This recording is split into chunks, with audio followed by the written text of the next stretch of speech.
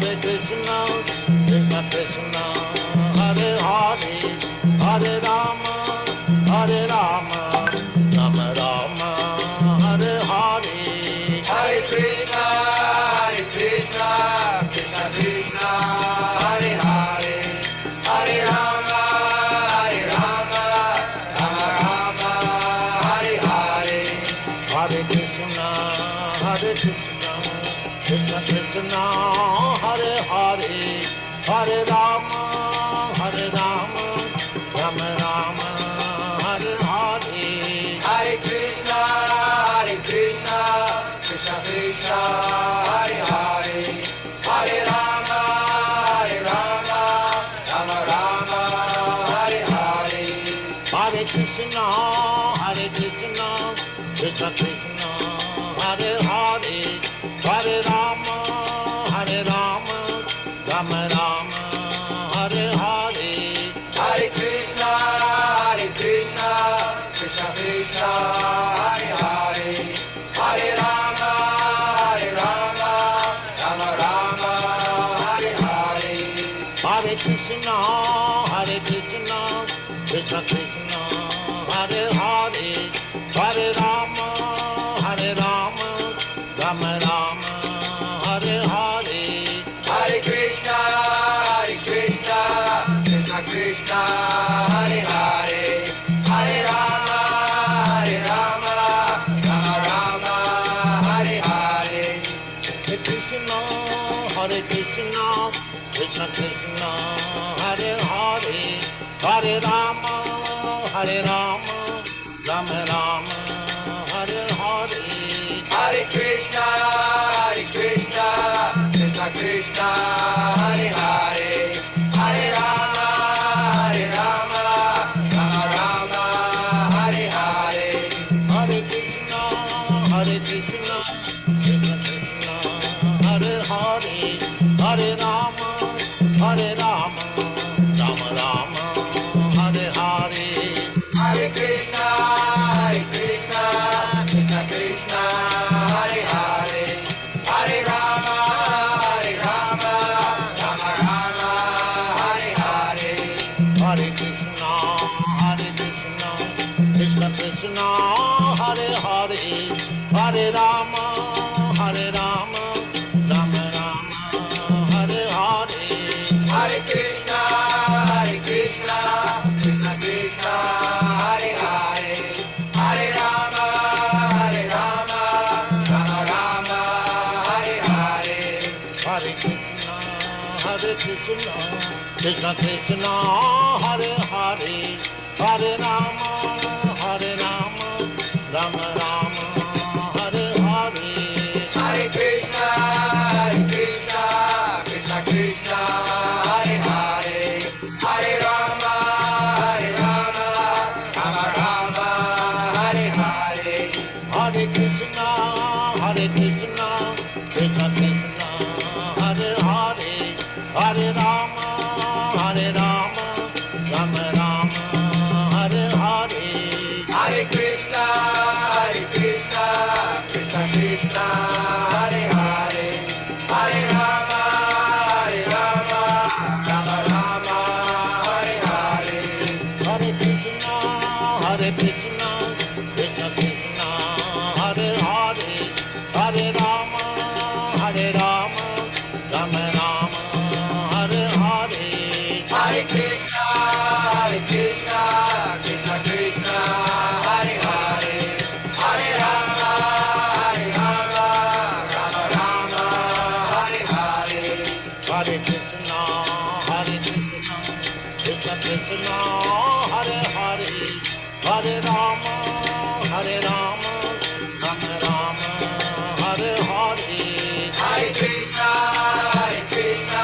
Krishna Krishna, Hare Hare, Hare Rama,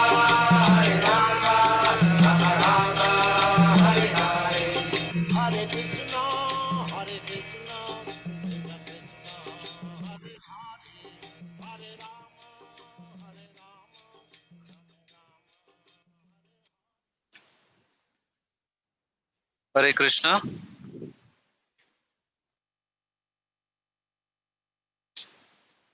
Hare Krishna, everyone. Welcome to today's session. So, we're about to begin our today's class.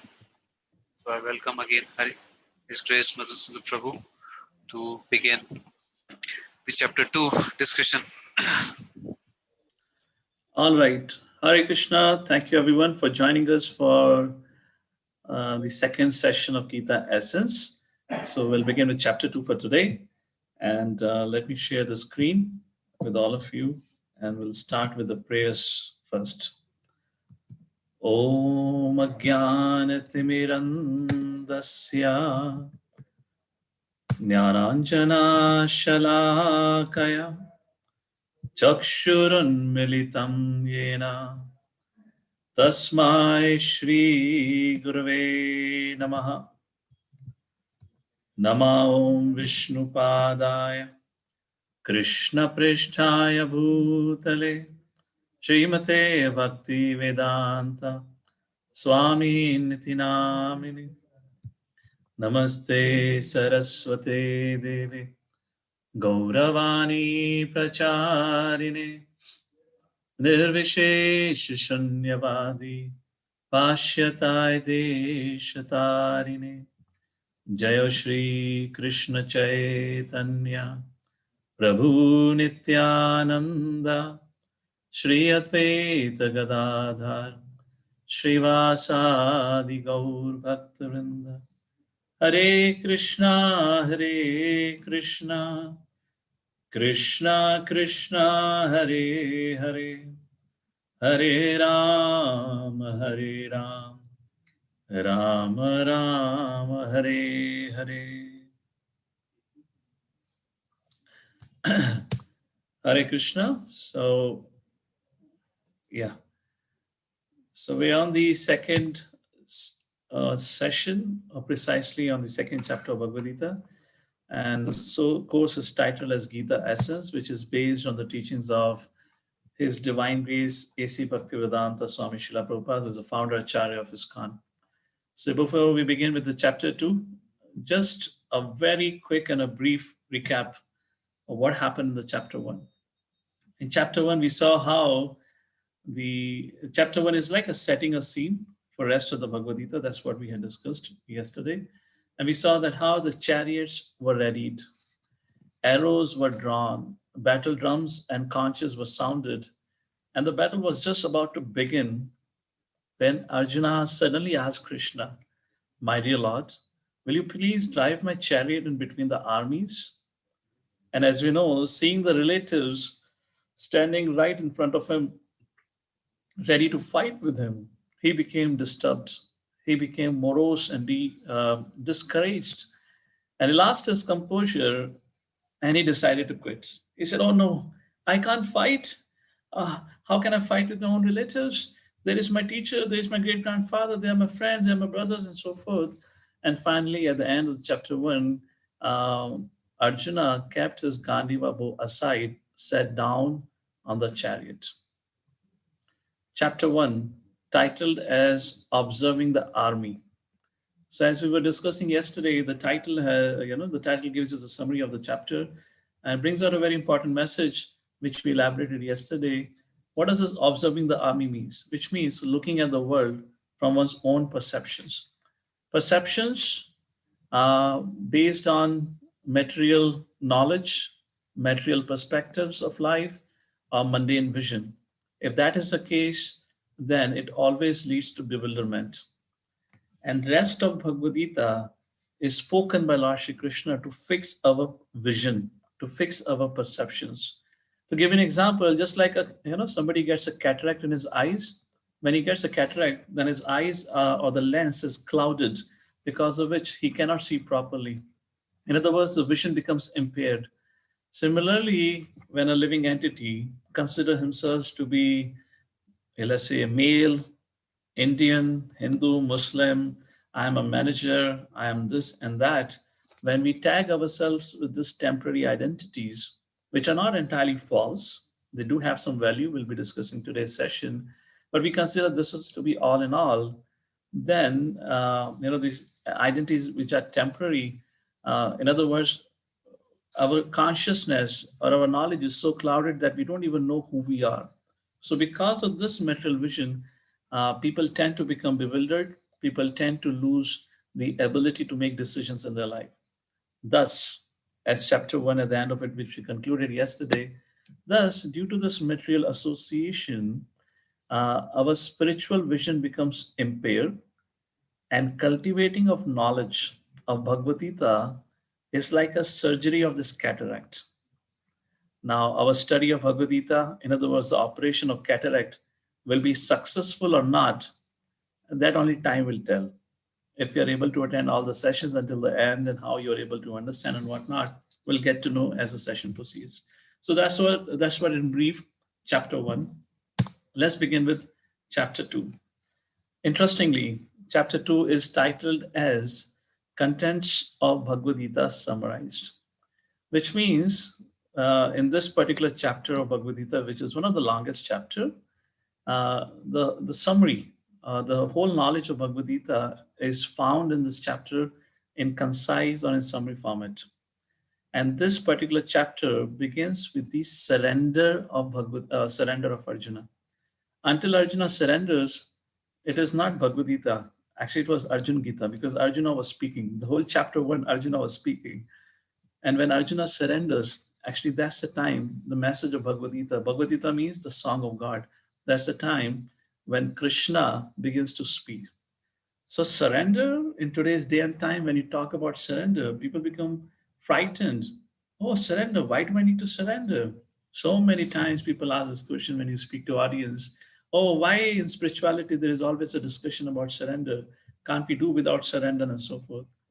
So to give you an example, let's say this laptop, an HP laptop, if it gets spoiled and it requires a service, I'm not a technician, I'm not an expert how to fix a laptop. In that case, if I try to fix it, I'm pretty sure, and I guess all of you would agree, I would probably spoil it. So if I need to fix this machine, I need to call for an expert technician who knows how to fix a laptop. Similarly, scriptures, for that reason, every field needs an expert to guide us. Similarly, this body is described as a machine. So when we try to fix up this machine, and if you're not knowledgeable about it, then we can mess up our life. And that's what Bhagavad Gita teaches, that all of us require an expert technician, which Krishna describes as guru, which these days are called as life coaches in English. Life coach, I believe you would have heard this name. So that's the whole point. In other words, Lord's energies are very powerful, overwhelming, and unless we take shelter of higher authorities, it is not possible to deal with it. And that's what this particular chapter of Bhagavad Gita, through this, Arjuna brings out the very important lesson for all of us on the importance of taking shelter of authorities. And then there are rest other more lessons to it. So this chapter 2, I would divide it into 3 key areas. And if you focus on it, you could memorize the whole chapter of Bhagavad Gita and the principles. So there are 3 key things which are discussed in this chapter 2. The very first key things of the key subject, the very first subject which is discussed here is about the fundamental aspect of spiritual wisdom, which means what is the foundation of spirituality? And that is the first thing that Lord Shri Krishna establishes when he begins to speak to Arjuna, to trying to refute his arguments. So that's the first part of discussion which we'll be having today. And then second, after establishing the foundation of spirituality, the second thing that is described in this chapter is the practical application. Okay, I understand what is a foundation of spirituality, the fundamental aspects of spiritual wisdom. How do I live with it? How do I apply it? That is the second subject matter described in chapter 2.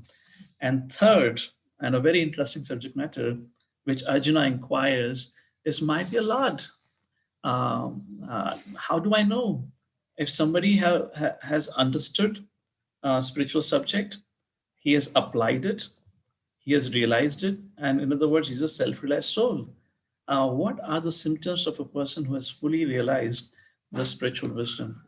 So this is more or less precisely is what chapter 2, and through this concise summary of whole Bhagavad Gita given in chapter 2, not only a concise summary of Bhagavad Gita is offered here, in fact, the concise summary, the concise message of whole of Shastras are described here in the chapter 2. And to make our learning easy, we'll give you an acronym for this particular chapter also. By the way, is the chat allowed? Okay, I'm just enabling the chat. How many of you remember the acronym for first chapter? If you have, if you can type in the chat box. How many of you remember the acronym? Okay, great. A doubt. Very interesting acronym. Maybe not now. When I will do the review of the first 6 chapters, I'll give you the linkages between each acronyms. Acronyms also have a hidden meaning behind it. So we'll go slow by slow. Okay, thank you. So, okay. So Gaurav, I have enabled the chat. You can manage it in that way, okay? So the acronym for this chapter 2 is Gita. Gitna. And Krishna willing, we'll try to complete this whole chapter today. I've prepared in that way so that I can concisely present it, but let's see, it's going to be a challenge. There are many, many beautiful lessons in this particular chapter of Bhagavad Gita. So acronym is Gita, starting with G for Guru. So let's get into it, and I explain you each of this acronym. So G for Guru, where G stands for Guru from verse number 1 to 10. A very, very important section actually that marks the beginning of one's spiritual life. And that is, as G for Guru stands for, to take shelter of bona fide Guru. So what is happening right now, between Krishna and Arjuna? What is happening in the mind of Arjuna? See, Arjuna was determined not to fight. He has decided that he's going to quit his to be. I would not say he was determined. He was dicey. He was unsure, but he was sure that he doesn't want to fight. That was kind of situation, because of which he was torn between his thoughts and emotions, and he was confused. He didn't know what to do. How can I not fight? What will I say to my brother Yudhishthira Maharaj and all the Pandavas? And if I fight, there will be so much loss of life. How can I do it? So he was torn between the rationality of his mind and with the other side of the emotions. So he had given all the arguments that we discussed yesterday, and about it, he seemed quite convinced, more or less. So just as we discussed yesterday, when a person faces challenges, he has two options in his life. Garpo, we can have the first poll. So when we are faced with a challenging situation in life, or predicaments, we have two choices to deal with. To begin with, here is a one.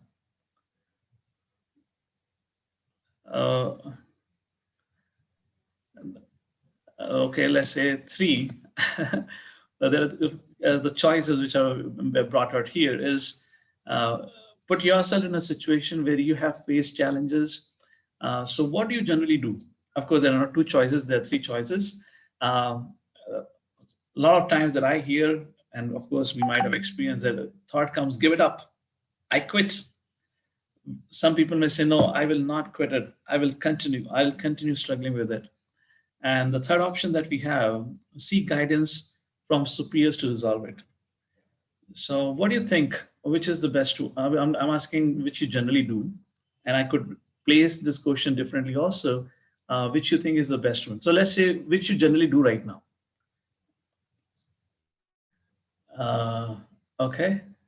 Is that question clear, hopefully? So which choice do you often take? That's the first part of the question.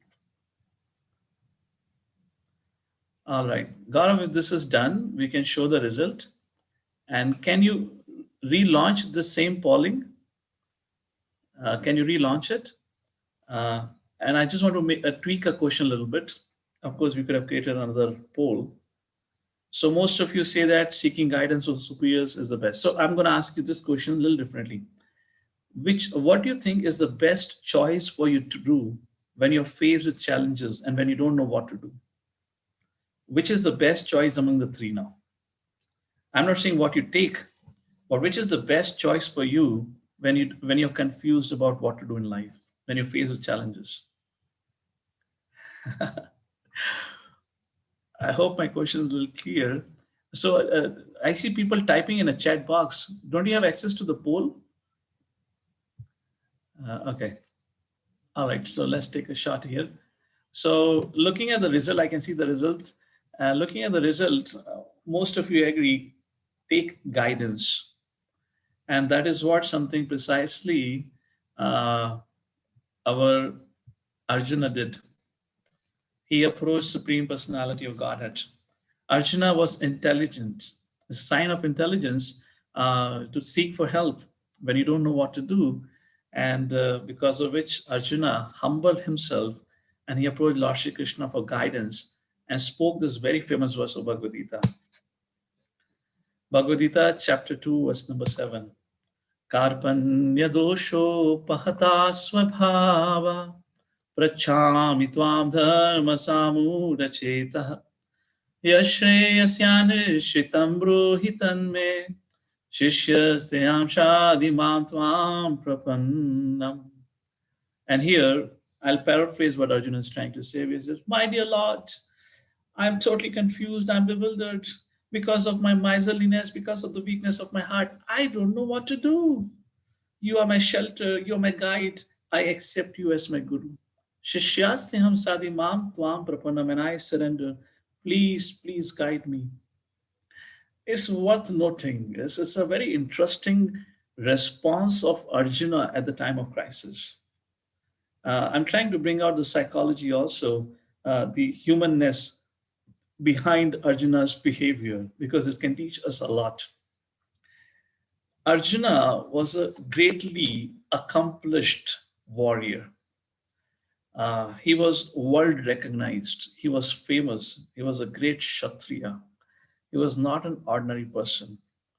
Yet that Arjuna, despite being one of the most powerful Kshatriyas, the warrior, most accomplished, so much so, he was a role model. He was a superhero. In that capacity, where Arjuna had so many great accomplishments. He had, along with Lord Shri Krishna, had defeated, of course, Krishna didn't do that, but Krishna was a charioteer, but Arjuna defeated Indra and prevented Indra from pouring rain in Khandava Van. And he allowed Agni to burn the Khandava Pras. So Arjuna became world famous for this particular event that he defeated Indra. Arjuna rescued and saved Agni. In other words, Agni, a demigod, a devta, came and took help of a mortal being. It was an extraordinary feat. A man, Arjuna, of such a great accomplishment. Look at his greatness. Look at his humility, where he can humble himself and he can offer, and express his weakness in front of the Lord. In other words, what I meant to say is, it takes a lot of courage and humility to accept failure and one's own weaknesses. Yes or no? You have a chat box open. You can type in yes or no. Let's have a little interaction to that. It takes a lot of courage. It's not easy. And I guess I have a poll here for you, the second poll. Let's go for that. Let's launch the second poll. What do you think? Is it easy to admit one's weaknesses, mistakes to others? Yes, no, or not sure? Can we easily go and express our weaknesses? Not at all. It's very, very difficult. And one of the foundation hindrance, the roadblock that comes expressing our weakness or sharing our weakness, I'm not saying on a public announcement, not on a Twitter or WhatsApp, not like that. Even to share with our seniors or superiors is the ego. The big ego comes into picture. I am such a great man. I am Arjuna. And you can be whatever, software engineer, doctor, or whatnot. People have a lot of respect for me. How can I go and tell that I have such and such weakness? What people will think of me? But look, Arjuna had no such fear. He could go and express himself. And like all of you said, yes, it's the greatest fear for us to express ourselves. The point is, it takes a lot of humility. And yes, it involves a lot of faith on the senior with whom we can share. And Arjuna was fortunate here. He had a senior like Krishna where he could trust entirely, and he had that humility to express. Second point, which Arjuna teaches because of this, Arjuna teaches us from this behavior, is unless we accept our weakness, we recognize our faults, how can we overcome it? There's a saying in English, once you recognize your faults, you have already attained 50% victory. Just by recognition of weaknesses, 50% battle, 50% of battle against the weakness is already won. So like there's a very famous saying which says, success has many fathers, but failure is an orphan. I hope you got the message. In other words, everyone wants to take credit. Yes, sir, I did it, all my work. But when it's a failure, everyone looks around, hey, who was responsible? You did it? No, maybe you did it. So that's the point here. Nobody wants to acknowledge that I could be a failure also. So it's an interesting message here. So, and that's what Arjuna here brings out, a very important aspect on the power of humility, which is unfortunately in modern world today, the pride is considered to be an ornament. However, Bhagavad Gita here, Arjuna is teaching, in fact, humility is an ornament. Because Arjuna was humble, this humility gave him the strength to acknowledge and take responsibility of his weaknesses. Yes or no? Do you agree? Without humility, if Arjuna was proud, like Duryodhana, everyone told Duryodhana, you are a rascal. You are the person because of which the whole world is going to destroy. And he always thought, no, I am innocent. What is my mistake? My only desire is to become a king. What's wrong? There is nothing wrong. And he could never realize his mistake. And look at Arjuna's, Arjuna could recognize his weakness, and the reason was humility. So reflect in our own life. When we fail to acknowledge our own mistakes, it means it's our ego, it's our arrogance coming our way, is becoming a roadblock for our well-being. Is a pride, arrogance, and ego, which are roadblocks for our overall well-being. For Arjuna, he didn't want them to be a roadblock. He expressed his humility, and through that he could take guidance of Lord Shri Krishna. So this particular first aspect of the first 10 verses of chapter 2, where Arjuna expresses his humility by taking shelter of Lord Shri Krishna, brings out some important lessons or reflections, which I wish to share with all of you. Lesson 1. Unless we acknowledge our own deficiencies, until then, we cannot accept any guidance and cannot rise above our weaknesses. It's a simple fact. Just like none of us will go to a doctor unless we feel sick. Yes or no? Similarly, unless, none of us will take to education. None of us will take the message of Bhagavad Gita seriously until we feel there is a need for it. And we will not take to spirituality until we feel that actually the spiritual principles of wisdom can help me overcome the disease in my heart. Does anyone know what are the disease that infects and that is far greater, that has far greater repercussions in the lives of each one of us, and is pandemic not from last 5 months, is pandemic from the beginning of time. It's far more dangerous than COVID. All of us are scared of COVID, probably locked in our homes. What is far much more pandemic? What is a disease that Lord Shri Krishna brings out through the wisdom of Bhagavad Gita, which Arjuna recognized within him, and that's the reason he could take shelter? What is a disease which is pandemic, and not only in this life, life after life, it is present, and that is Kama, Krodha, Lobha, Moha, Mad, Matsarya, as some of you wrote correctly. So, which is a far greater threat, COVID or the 6 enemies? Interesting thing about the 6 enemies, third chapter will discuss that. Krishna says these 6 enemies chase after you life after life. And a bad news, there is no cure in allopathy, homeopathy, or Ayurvedic. Good news, Bhagavad Gita gives you a cure. So don't be discouraged. There is a solution to overcome it. So it will depend on your understanding of these diseases, and then you'll be able to take it. So that's the reason we can only rise our weakness when we recognize when we have it.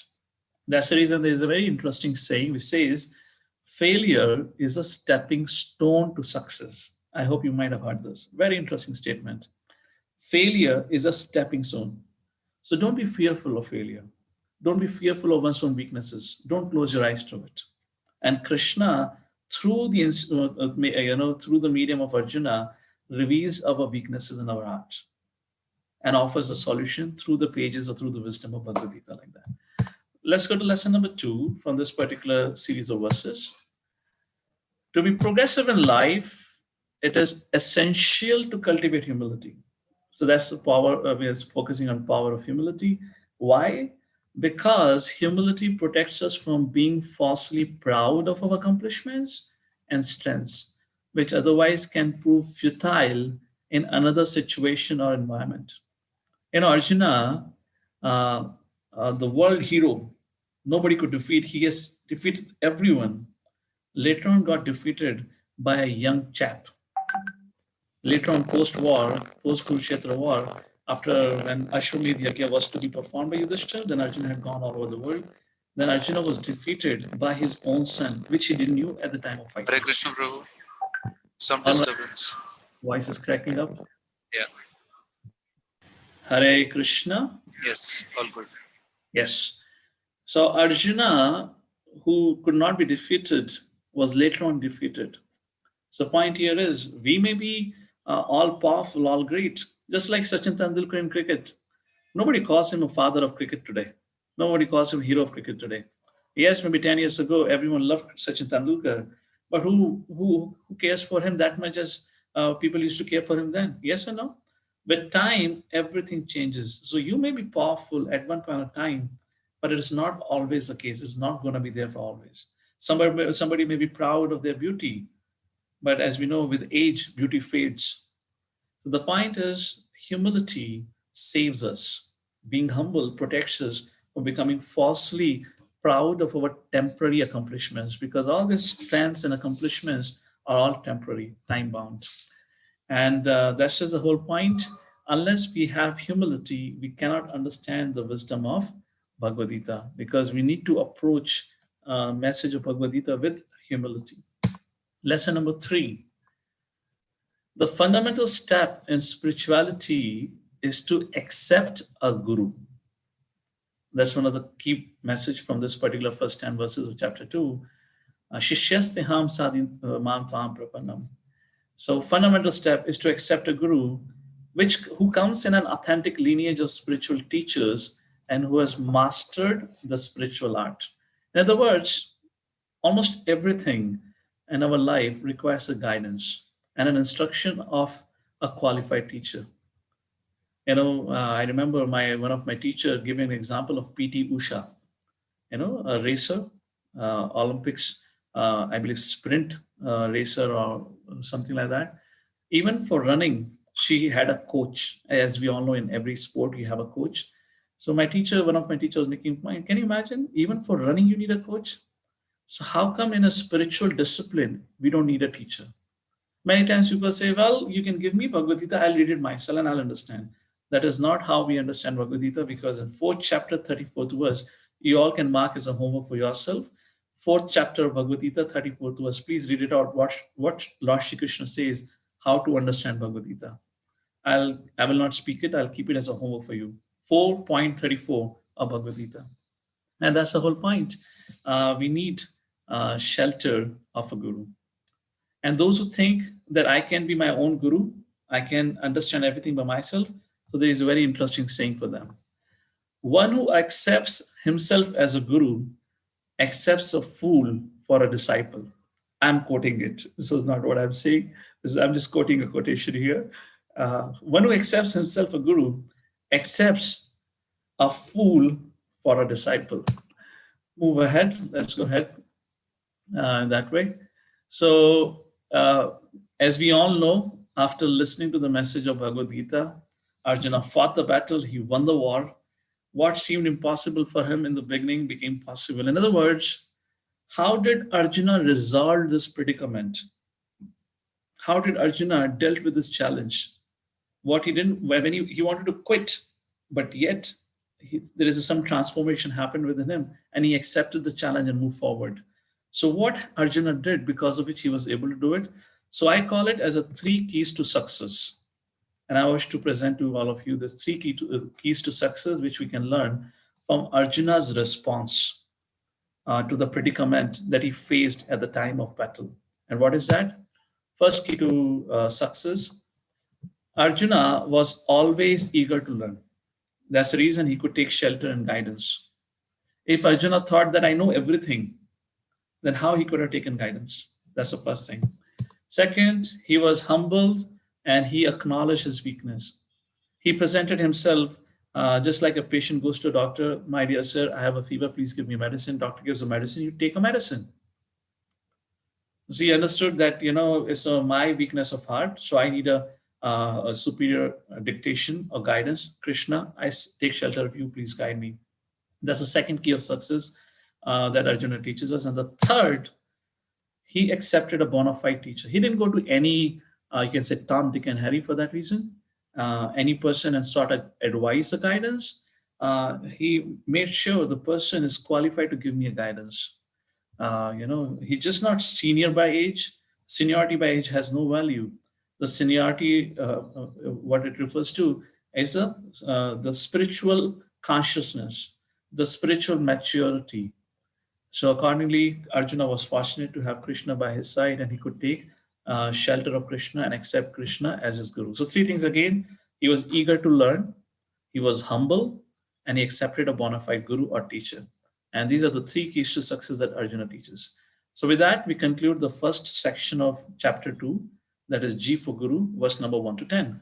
Let's go to the next section of this chapter 2, titled as Identity, from verse number 11 to 30.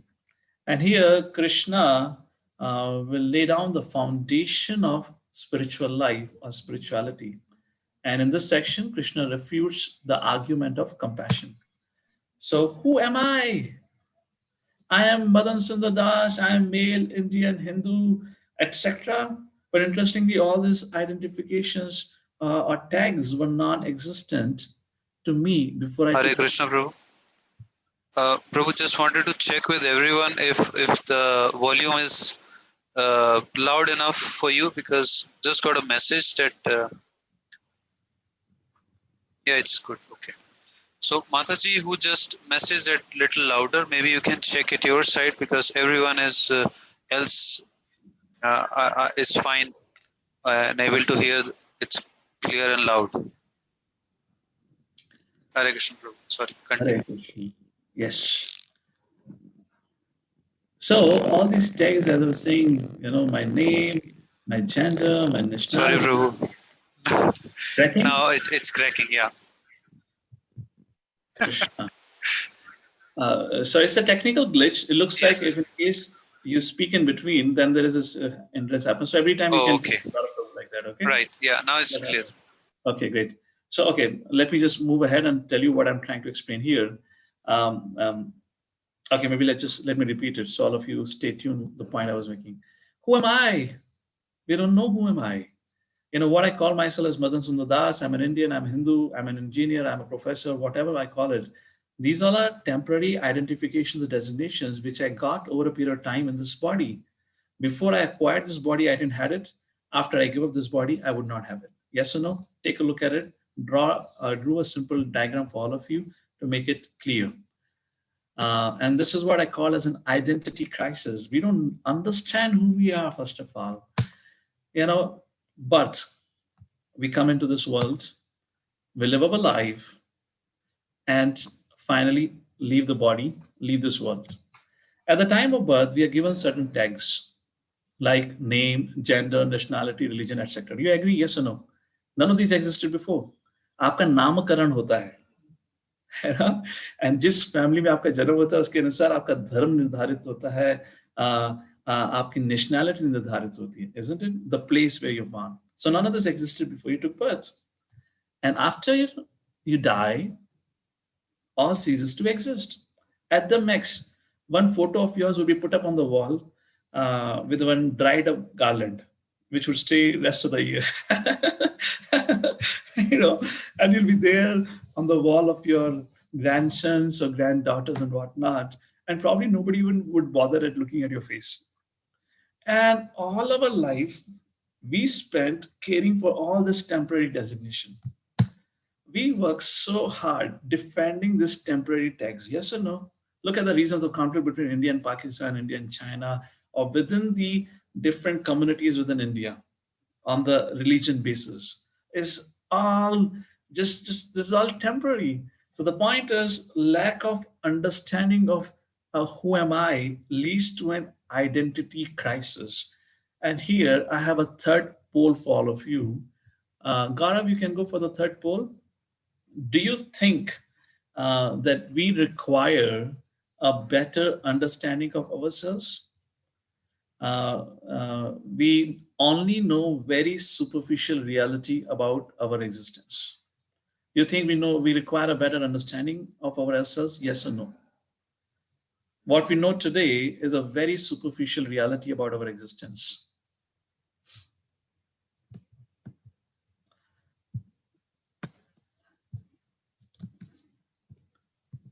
One second, please. Okay, Kagya. Till the time you all are replying to the poll, give me a quick second.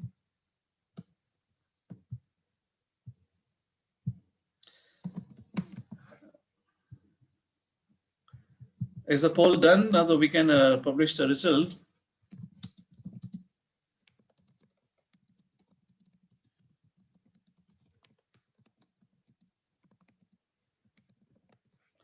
I don't know where I typed in these messages. Okay, one second. Let me stop sharing. Oh, one quick second, all of you, please.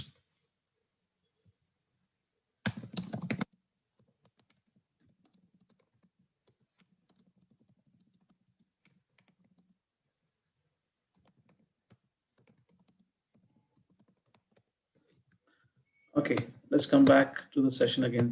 Sorry for that interference. Where is the what Zoom? Yeah, here it is. So I guess we can share the result if that the poll is done. Yeah, Prabhu, just shared. I hope you are also able to see that. No, let me start the screen sharing a little bit. Yes, you can share the result now. Okay. So, I mean, point is yes, you all agree that we all need a better understanding. So let's proceed with that. Great, thank you. So who am I? Lord Shri Krishna explains this elaborately in the second section of this chapter 2 from verse number 11 to 30. And in this very important section is where Lord Shri Krishna brings out about the difference between the real identity and the superficiality, which we consider as to be real. And the very first verse in this direction, Lord Shri Krishna says, Dehinosmin yatha dehe kamaram yavanam jara tatha dihantara prapte dhirastatra namuhyati. Here, precisely, Lord Shri Krishna is saying, the body keeps changing. The time you take birth, then you grow up to become a teenager, then you become a middle age, then you grow old. Like this photo describes, the body is changing. You're acquiring different bodies at different phases of life. But what remains constant behind all these changes is a spirit soul. And that spirit soul is different than the body. So in scriptures, of course, in Krishna and Bhagavad Gita also explains this, the body is compared to a vehicle. Just like a driver sits into the car, drives the car to a destination, reaches the destination, and then leaves the car and goes away. So this vehicle is compared to a body, which is used to accomplish a certain purpose, just like sitting in a car and reaching to a destination. Now, my point here is, imagine in the world today, if people understood this reality of their existence, if they understood, they could have understood, they could take guidance of the message of Bhagavad Gita and understood who they really were or who they really are, not the body, but a spirit soul. Uh, Please respond if you agree with me or not. I strongly believe the world would have been a far better place, a world free of conflicts. Why I say world free of conflicts, if you recognize you're not the body but a spiritual? Because all the conflicts in this world arises with our attempts to defend our temporary identifications. I am a Hindu, you are a Muslim, we have to fight. I am rich, you are poor, we have to fight. I am a black, you are a white, I have to fight. You are a male, I am a female, I'm a female, I have to fight for women empowerment issues. And all these different issues, we keep on fighting with each other. And that's the reason we have a whole world, a place of conflicts. And all these temporary issues becomes meaningless the moment person dies. Unfortunately, people waste their life for such petty issues. Lord Shri Krishna further says in this particular section, hey Arjuna, you never die. You are eternal. Please understand. Najayate mriyete va kadachin nayam bhutva bhavitva nabhuya ajo nitya shashvatoyam purano nahanyate hanyamane sharire. Arjuna, you are eternal. In essence, the birth and death is of the body, not of the soul. So Arjuna says, oh, really, my dear Lord? It is a body that takes birth, it's a body that dies, not the soul. Then what is death? Then Krishna explains with an analogy 2 verses later. In Bhagavad Gita, 2nd chapter, 22 verse, Krishna says, Vasham sijinani yatha vihaya navani granati naroparani tatha sharirani vihaya jivnani anyani samyati navani dehi. And Krishna says, just like a person, he puts on a garment, and when garments become old and torn, you throw away the garments and you acquire a new piece of cloth. Or in other words, when you go to office, you come back to home, and then you take off your clothes and put on a new dress or a new attire, maybe a night dress. Similarly, Arjuna, when the body grows old, becomes useless, you give up that body and acquire a new body. So soul is eternal. Na hanyate hanyamane. What hanyate hanyamane? That is sharira, not a soul. So soul keeps on accepting different bodies. So Arjuna asks, oh really, my dear Lord? Then what happens after death? Because according to the Abrahamic tradition or Judaism tradition, in fact, Buddhist philosophy, death is a period, full stop. There is nothing else that happens after death. Arjuna asked, Lord, my dear Krishna, my dear Lord, anything happens after death? Krishna said, yes, a lot of things happens after death. Of course, Krishna have not explained that in details. You can refer to Garud Puran, or maybe after this, we can have a discussion from Garud Puran, what happens after death. But Krishna makes a very simple statement here, and he says, Jatasya hi dhruvo mrityur dhruvam janma mritasya cha tasmad apariharyarthe natam sochitam arhasi. In other words, Krishna says, who has taken a birth is sure to die, and after death, one is sure to take birth again. To give an example, it's a time of sunset in India, and at some other part of the world, it's a time of sunrise. And tomorrow morning, there will be a sunrise here at this part of India, which means because this is sunset, it does not mean the sun has died. Tomorrow morning, the sun would arise again. Because somebody have externally have given up his body does not mean that soul would not accept another body. It's a cycle. You give up a body, you accept another body. Imagine if Krishna was speaking to a modern man in today's world. What you and I would have asked Krishna further. So Arjuna was convinced. He got clear. Yes, my dear Lord, I understood I'm not the body but a soul. Imagine Krishna was speaking to any of the engineering graduates or to any of the doctors or the lawyers, what they would have asked Krishna further. I'll tell you what they would have asked. They would have said, oh, my dear Lord, fantastic presentation. Can you give me any scientific evidence? Yes. Lord Shri Krishna is not there, but we'll offer scientific evidence on his behalf to all of you if you wonder what are the scientific evidences on existence of soul. There are a lot of scientific evidences. Medically, there is a proven facts called as out-of-body experience, near-death experiences, and there are a lot of verified cases of reincarnation. There's one particular doctor by the name of Ian Stevenson, who is no more now. He was a professor in one of the American universities. He had certified more than 3,000 cases of reincarnation. And there are more than 100 literatures and books written about reincarnation. If you would like to know more about this scientific evidences, you can go to our YouTube channel in a series called Gita Wisdom, a playlist called Gita Wisdom. There is a topic that is called as reincarnation, fact or fiction, where almost for 1.5 hours, I have presented all the scientific evidences about the subject matter. So After this, the next question arises, if there are so many evidences available, why people still misunderstand the soul? Well, there are a few reasons why people misunderstand the soul. Let's take a look at some of those reasons quickly. The first reason, some people say, because by I cannot see it. If I cannot see it, how can I accept it? Well, this is not an intelligent, argument. The point is, there are so many things that we fail to see. There are so many things that we cannot perceive through our eyes. Because if I cannot see air, doesn't mean air does not exist.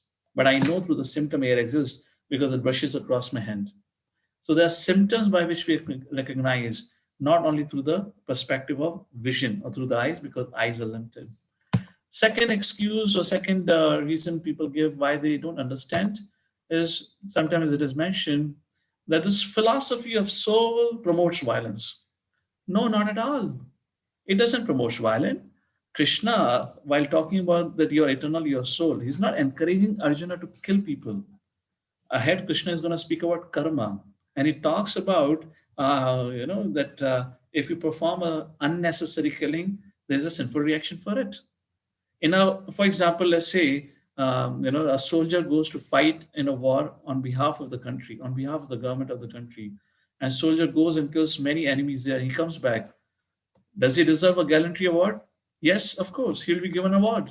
But if the same soldier goes to his town and he gets in a fight with his neighbor, and then in anger he kills the neighbor, what do you think the government is going to do him? He's going to send him to prison house. He will be punished. So the point here is this whole idea that soul concept promotes violence is not correct. Here, Krishna have told Arjuna to fight because that's his religious duty. Along with that, Krishna teaches about the principle of karma also. Third misunderstanding or doubt that people have or put forward, which the modern science talks about it, is life comes from chemicals and you only live once. Well, who has an evidence? Is there any evidence from chemicals life has been produced? It is only being taught to us, but there's no scientific evidence for it. Life Comes from Life is a very interesting book written by Srila Prabhupada. Get an opportunity, please read it. So to conclude this second section of chapter 2 of Bhagavad Gita, to help you understand this, that until we realize our true identity as spirit soul, we will continue the process of reincarnation, accepting various material bodies, and will have to undergo subsequent sufferings and distresses of life arising due to our misidentification, such as name, country, gender, nationality, religion, whatnot. So, this is the first teaching any bona fide guru will teach us. And what is that? The knowledge of who we really are. And the answer to this eternal question of who am I can set the soul free. And it is one of the most important subject matter which is worth listening again and again. I'll quote and conclude this second section of chapter 2 by a quotation by C.S. Lewis, where he says, "You don't have a soul, you are a soul, and you have a body." So, with this, we conclude the first aspect of chapter 2, or the first section of chapter 2. There are three sections as I described. The foundation of spirituality is what we have described in this part of our discussion. So, before I go ahead, I still have 10 minutes. I'm going to enter into the second and the third aspect, which is not too long. But if you all find, I may need just 10 more minutes to conclude chapter 2. So I hope all of you are fine with it. And in case somebody has another commitment at 8:30, then you're welcome to leave. Because if I start with the second section of chapter 2, I would prefer to finish it off. So go in one flow. So understanding this fundamental wisdom, who am I, is very crucial for creating harmony within and without. To give you one example before we proceed to the next section, because once you're clear with this concept, you will appreciate the second concept. When I was staying in America and during one of my travel from one city to another city, I met a lady in a plane and we began to discuss. She was almost a middle-aged lady, an American woman. And she began to speak about her family life or her life in general. And she said she had two members in her family, a dog and a husband. Dog's name was Aaron, husband name was Phillips. So if she wouldn't have told me who is Aaron and who's Phillips, I would have thought they both are sons because the name sounds like of a human. Anyways, jokes apart. So Aaron and Phillips, Aaron was a dog and Phillips was a husband. And she told me that she loved her dog, Aaron, more than a husband. But that was something, a cultural shock for me. You don't see that happening in India, where a wife will come and say that I love my dog more than my husband. That doesn't happen. It happens the other way around. Maybe the culture is changing now, nonetheless. So I was a little bit intrigued by her revelation, and I asked her why. And she gave a very interesting answer. That's the reason I'm quoting to all of you. And she said that her dog loved her regardless of how she looked. She didn't have to spend her time in front of, this is her words, I'm just quoting to all of you. She said she didn't have to spend her time in front of the mirror or in the beauty salon to look beautiful for her dog. However, for her husband, her appearance was more important to him than she as a person. And apparently, she had no clue about the existence of soul, but she had understood the superficiality of the relationships based entirely on one's physical appearance. And this is why I'm quoting this particular storyline here. She understood just based on physical appearance, if our relationship is based on that, it doesn't last for long. So, how much ever we may try to preserve our beauty, it fades away with age. Whatever fair and lovely, wrinkle free, and Godrej hair dye we may apply, the hair is going to go away, the skin going to have a wrinkle, and whatever natural complexion is going to remain like that. Nothing changes. Point is, if our relationships are centered around our physical beauty, then certainly our relationships will also fade away with time. So, considering ourselves to be mere a mortal being creates a lot of insecurity and fear. Yes or no? Just when we consider we are just this human body, people spend so much money on cosmetic. They're in so much, live in so much fear and insecurity when they see themselves in the mirror and they don't find themselves look smart, handsome, and beautiful and whatnot. They live in a constant fear. On the contrary, recognizing our true identity as a spirit soul liberates us from all kinds of fears and insecurities. And this is a way to living a harmonious and a blissful life. And that's the reason I just want to reiterate this point, as this subject matter of who am I is a foundation principle of spirituality. And the part two brings about the discussion on practical application of this knowledge. How does my behavior changes if I understand I'm not the body but a spirit soul? Does anything changes? That is a part of this discussion now. So Lord Shri Krishna in this set of verses from 31 to 53 of chapter 2 describes two essential duties of the soul, where T stands for duty, two duties, or also two dharmas. So dharma, Srila Prabhupada translate as a duty or occupational duty, like that. Why? Let me just give you a little background to it. What is dharma? The meaning of the word dharma in Sanskrit, according to Sanskrit dictionary, as explained by Srila Prabhupada, is something which is intrinsic characteristic and quality which cannot be taken away, which cannot be separated from us. For an instance, if I asked you, what is the sugar's intrinsic nature, which cannot be separated from it? If it is separated, it is not sugar. What is that? Anyone know if you want to quickly type in? Yeah, you all know it's a sweet. It's inseparable. If you take a sweetness away from sugar, it ain't sugar anymore. Similarly, there is an intrinsic nature of all living entities, which is inseparable, cannot be negated, and that is dharma. And that is what Bhagavad Gita teaches us. What is that? So what is that intrinsic nature of all of us? Think about it for a second. And the answer to this question is that intrinsic nature of all living entities, either be a human, a plant, and an animal, or a bird, cat, whatever, a reptile, is to serve. We cannot take the serving propensity away from the Jivatma.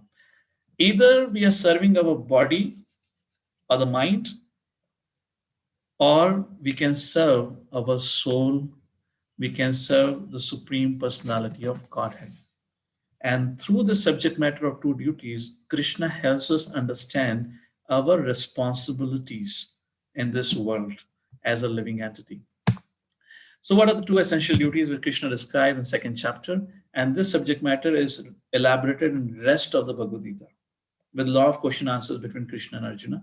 We'll discuss that as we proceed ahead. So, Krishna says there are two essential duties. One is called Sanatana Dharma, which is an eternal spiritual duty. What it means? It means it comprises of one's relationship with the Supreme Lord and all living entities. And how it is expressed, how is this Sanatana Dharma performed? This Sanatana Dharma is performed just like what all of you are doing through the process of hearing about Bhagavad Gita, the message of the Lord, through the process of chanting of the holy names of the Lord. Like, within Brahma Gaudiya Madhava Parampara, we chant Mahamantra, Hare Krishna, Hare Krishna, Krishna Krishna, Hare Hare, Hare Rama, Hare Rama, Rama Rama, Hare Hare. And by serving him, by serving the Lord, which all those processes will describe later on, that is called as Sanatana Dharma, spiritual duty in that way. What is the second duty of dharma? The second duty of dharma is described as Swadharma. What is a Swadharma? Swadharma refers to our occupational and worldly duties, which indicates which consists of responsibility towards families, friends, and society. Just like your occupation, just like a mother taking care of a child, and all those occupational duties. That is what is called as. These are the two essential duties. So all of you, by default, had been performing the second duty. Yes or no? All of you had been taught in this world so far to perform your occupational duties, your worldly duties towards your parents, towards your relatives and friends and whatnot. And here, once you understand you're just not a body but a spirit soul, then it adds on to a very foundational and important duty which you need to address, which gives you the maximum nourishment, and that is called as Sanatana Dharma, or eternal duty, or a spiritual duty, which means to take out a time every day from our life where we try to reconnect with the Supreme Lord, where we try to reestablish with the Supreme Lord. And the purpose of Bhagavad Gita is not to take you on any of the extremes. The purpose of Bhagavad Gita is to help you strike a balance between these two duties. And if you're able to strike a balance between these two duties, that's a success. Then the operation is successful. Now the cataract is removed. And Srila Prabhupada, for that purpose, gave us a system. If we follow that system, then by default, our both dharmas becomes harmonious. Just like Srila Prabhupada gave us a system of chanting of 16 rounds of Hare Krishna Mahamantra, which means 2 hours every day.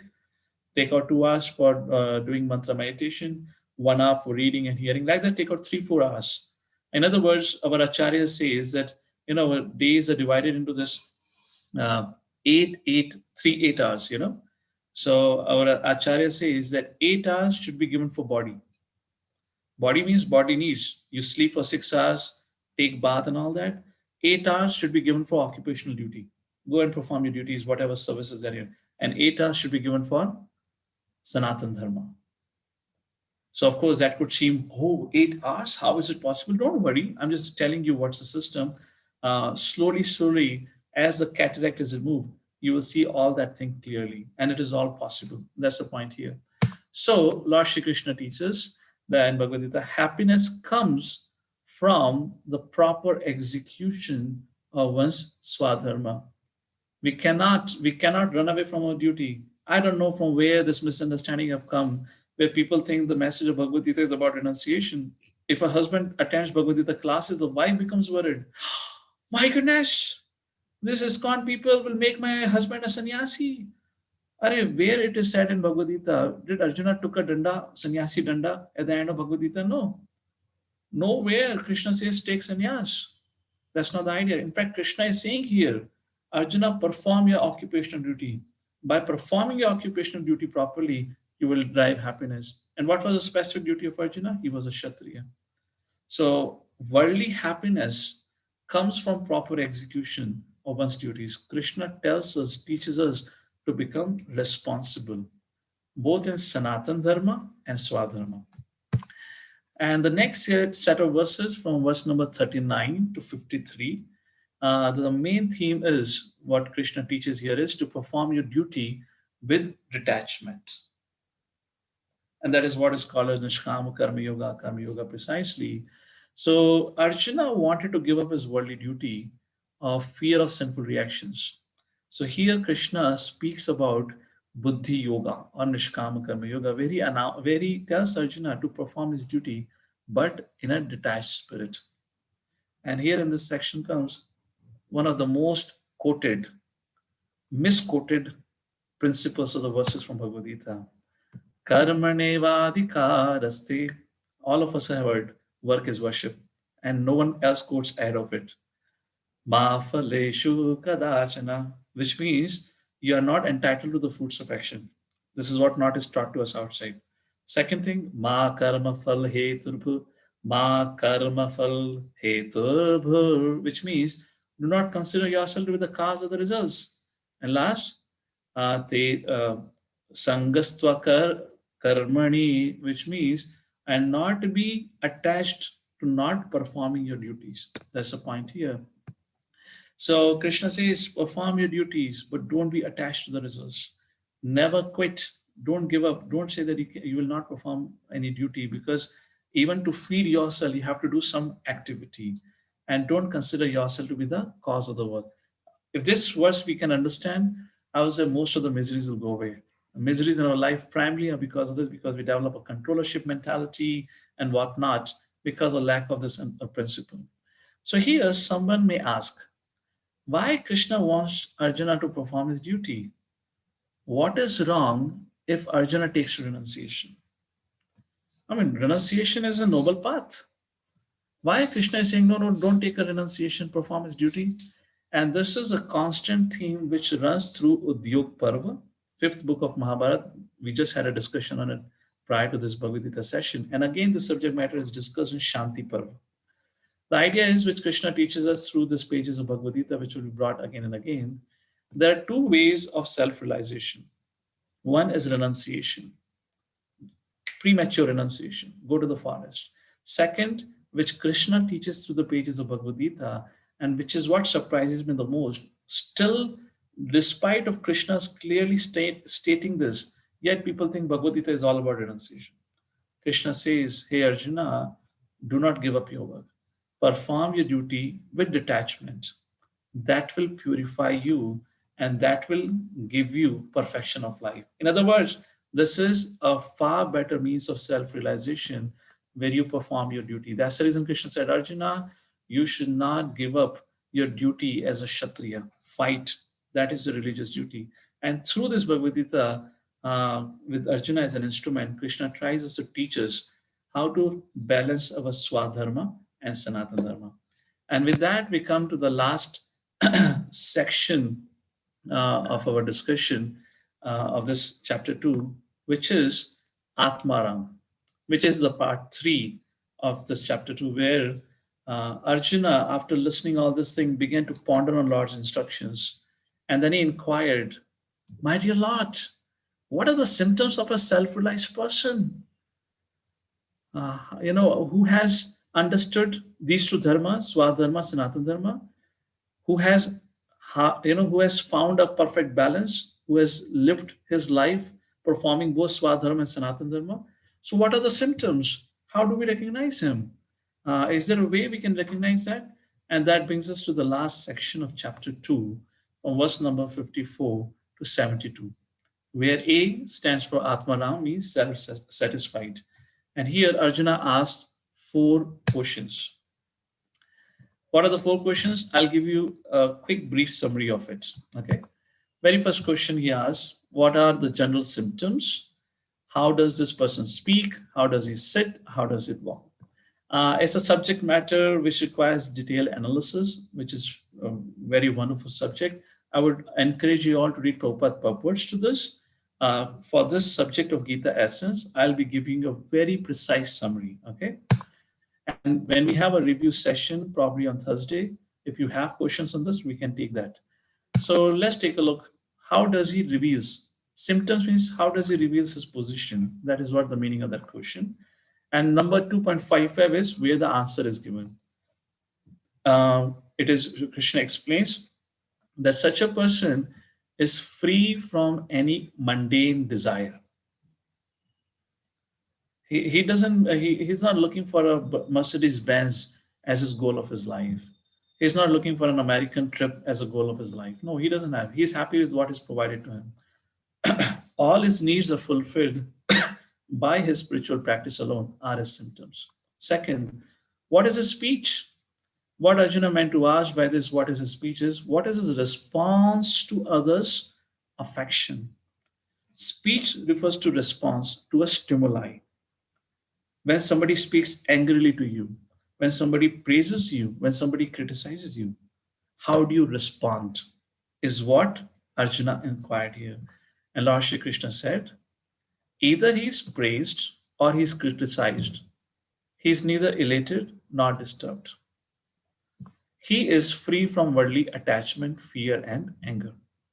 This is what the stature of a person who has lived according, performing both the dharmas, both the duties, Swadharma and Sanatana Dharma. Third, how does it sit? What it meant by Arjuna is, how does he restrain his senses and mind? When he's tempted, how does he handles it? How does he deals with the temptations? And Lord Shri Krishna in this set of verses gives a beautiful analogy of a tortoise. He says, just like a tortoise draws its limbs within the shell, similarly, this person withdraws his senses and mind or engages according to his own will. How many of you, oh, I could have had a poll here, but how many of you feel that at times I get carried away by my desires? If suddenly my desires develop within my mind that I want to gulab jamun, it becomes very difficult for me to console myself. If it says I want to gulab jamun, then I want to gulab jamun. It becomes very difficult to control myself. I'm just giving a very one gross example. We can look into more examples for that, but that's the whole point. So here Krishna says, well, such a person has, because of the practice of Sanatana Dharma and Swadharma properly, under the guidance of a bona fide guru, he has developed an ability where he controls his mind and senses. Where to engage and from where to disengage, he has that control. Look at the role models of today's world, the film stars or the sports personalities, to a common man. In fact, everyone is slave to their senses. Yes or no? Everyone is totally consumed by the fire of their desires. Yes or no? That's the whole point. It is difficult to control mind and senses, but by the practice of the wisdom of Bhagavad Gita, you and I can accomplish it. And when you do so, that is what is called as success of life. And fourth, how does he walk? Which means, how does he engages his senses? And Lord Shri Krishna says, he engages his senses only in my service and finds great satisfaction in it. And what is the result? And Krishna continues, what is the result when a person does it? He attains to a lasting peace or the real peace. Such a person is never disturbed by the desires. He is never bewildered. And finally, he entered to the kingdom of God. And this is the way of a spiritual and a godly life, after attaining which a man is not bewildered. If one, Krishna concludes with the 72nd verse, if one is thus situated, even at the hour of death, can enter into the kingdom of God. Which means, if one is situated in this consciousness, at the hour of the death, can enter into the kingdom of God. With that, I'm so grateful and to all of you, which I thought was impossible for me to do so. We're able to finish chapter 2. So we come to the conclusion of chapter 2. To put the summary here, Arjuna, what the conclusion of this chapter, to put it out, Arjuna should fight was established by the Lord in the very beginning of Bhagavad Gita. The physical activity thus being settled, the Lord will gradually refine Arjuna's motivation from karma kanda, working for self, through karma yoga to pure bhakti, for working only for Krishna.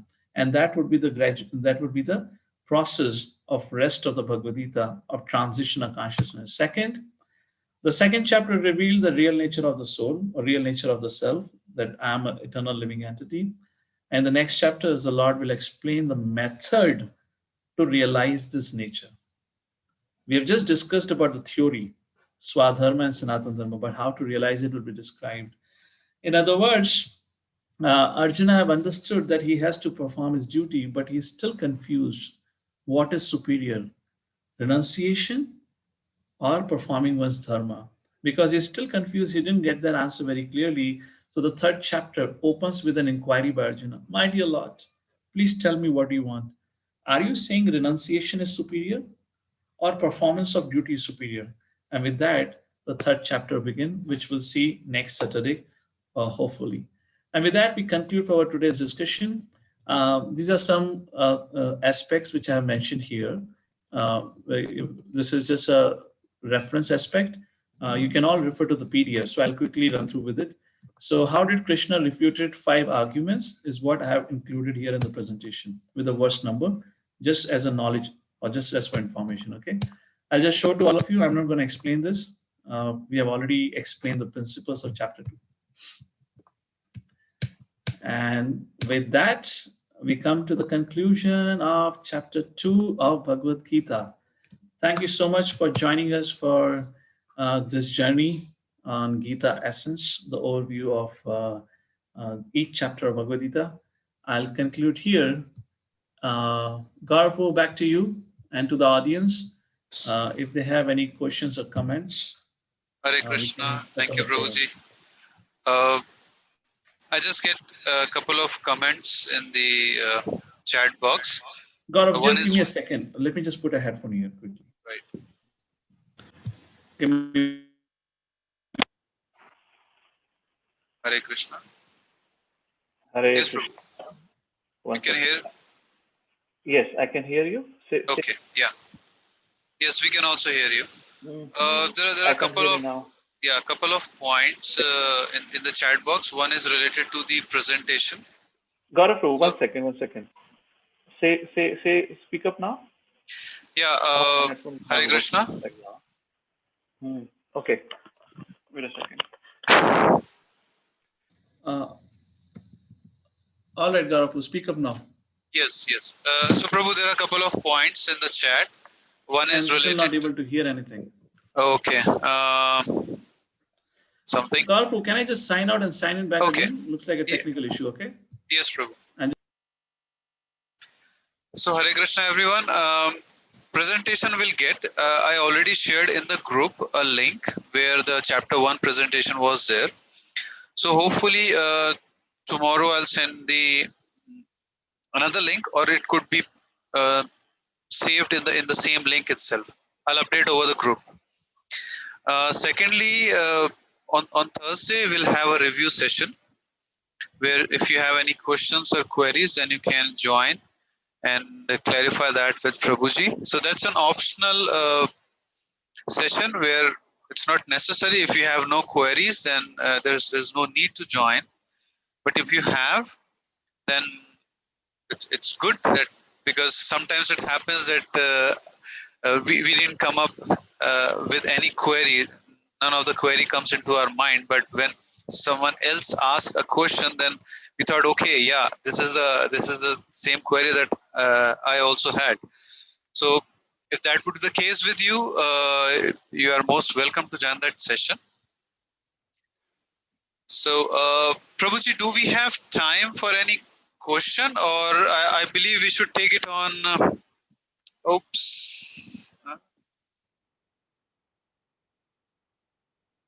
No? Okay. So yes. You're audible now. I'm available. I didn't hear if you were saying there were some comments. I heard the last part of your announcement for Thursday evening program. So we can have some questions. Those who have switched on their cameras, if they want to speak up first, we can have that. Yeah, initially I have seen Medhavani Mataji would like to ask a query. Go ahead. So, Mataji, okay, where is Mataji? Or if you have a question, you can read out the questions. No, she didn't put the question. I believe she Oh, she's there. She's asking to unmute. It will help the most if you have switched on your camera to see. Otherwise, looking in so many people become difficult. Oh, okay. Yeah, actually, there are so many people, so I'm just checking. Mataji. Mataji, you are unmuted now. You can ask your query.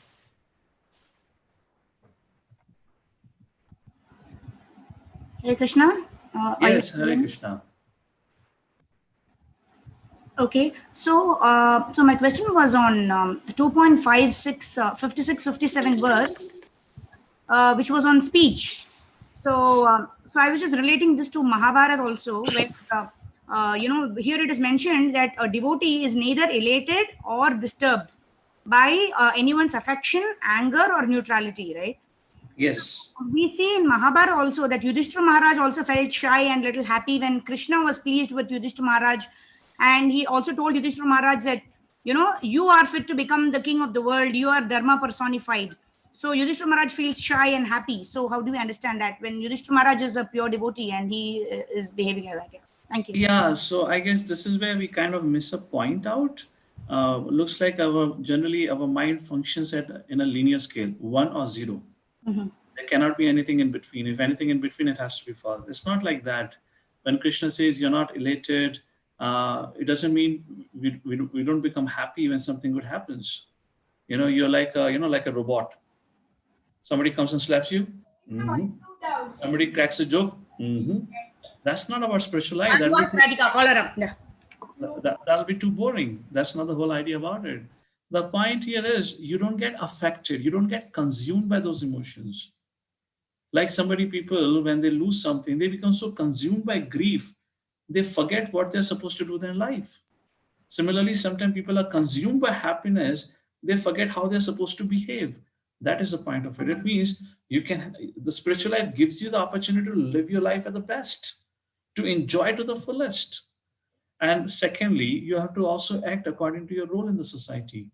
Yudhishthira Maharaj is a father, he's a son, he's a king. Can you relate to a person? Can you imagine a wife having a husband?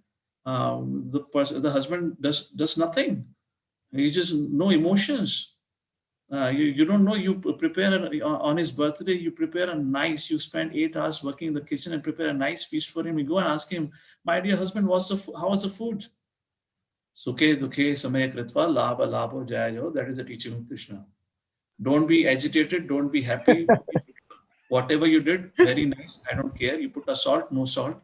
I'm least affected. You'll say, get lost.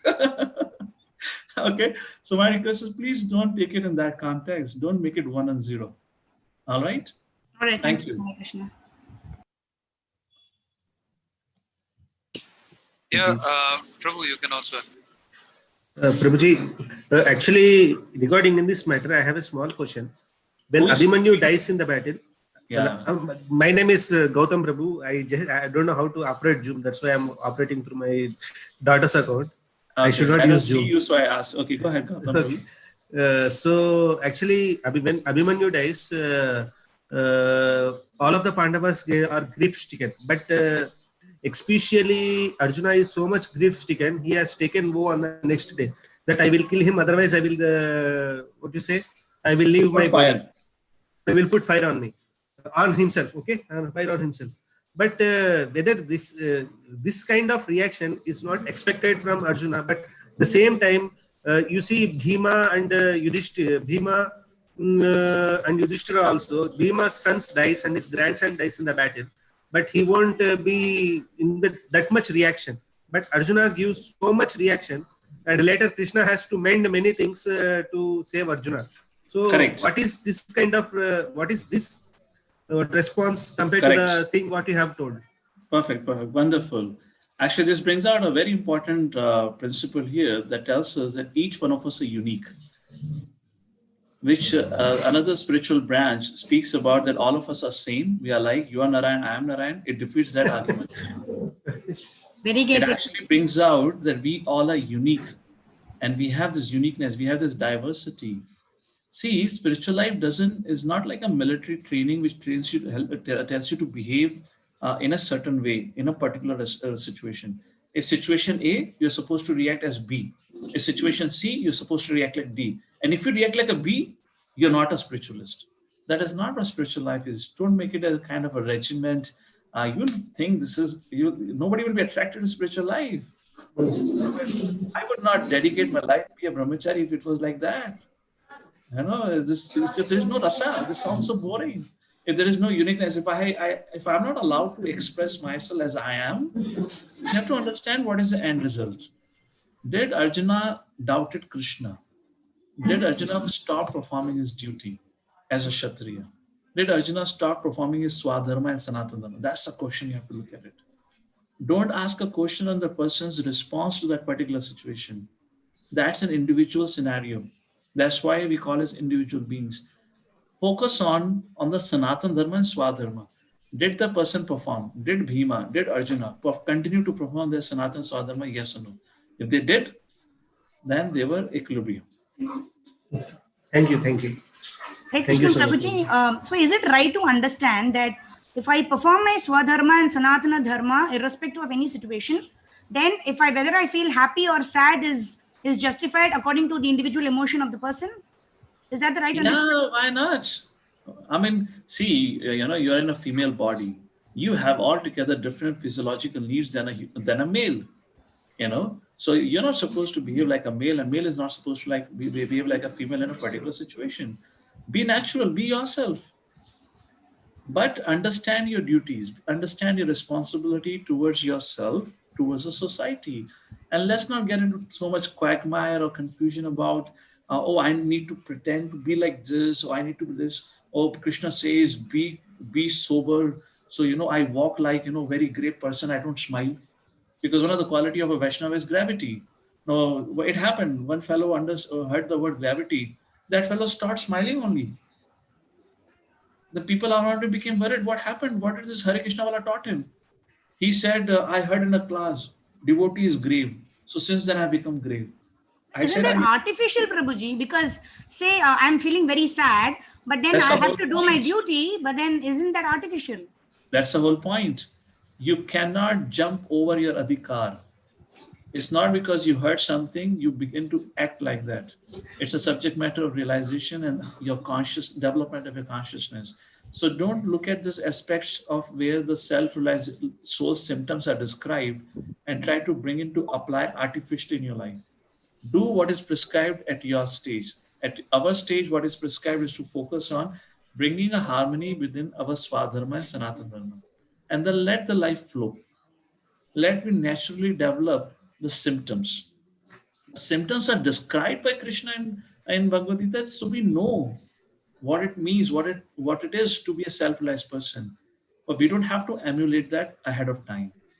And we can't even understand it if we try to have a discussion how a great personality behaves and acts like that, because there are going to be uniquenesses to it. That's the point. Actually, Prabhuji, a lot of confusion comes when we compare the characters of various Mahabhagavatas. Just like we see Ambarish Maharaj. So Ambarish Maharaj ke upar demon ko Durvasa has sent a demon to kill him. And he is actually very silent. Correct. That's a whole point.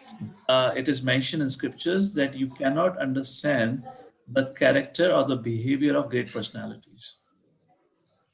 To give you a simple point, a child who is just 7-year-old or 8-year-old cannot understand the functionings of the mind of a he doesn't have that experience. That's the whole point.